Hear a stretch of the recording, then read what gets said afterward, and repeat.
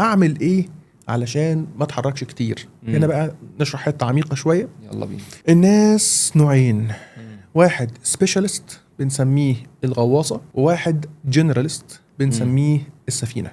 يعني ايه التشبيه ده؟ مش تشبيهي الامانه، يرجع فيه الفضل لاخونا وليد الشناوي، ربنا يبارك فيه، اللهم امين. هنا برضو بنوجه له كل التحيه. كل التحيه طبعا، بالزبط. كل الناس اللي بتفيد وبتسيب اثر طيب طبعا. واخونا برضو اللي اطلق جنراليست وسبيشالست اخونا احمد الحديدي، من الناس المحترمين جدا اللي بيقدموا محتوى رائع جدا جدا في المجال بتاع تطوير الذات وما شابه.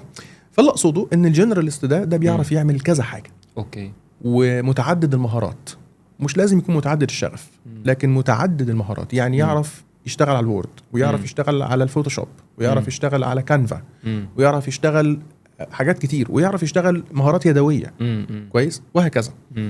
غير واحد سبيشالست. سبيشالست ده اللي هو ايه، عارف حاجه وجايب اخرها للاخر وما يعرفش غيرها. اوكي. ودي اصلا بتبقى طبيعه شخصيه ولا بتبقى توجه؟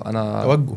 خلينا نتفق مع بعض ان في ما سبق السوق بشكل عام كان يقول لك انا عايز السبيشالست.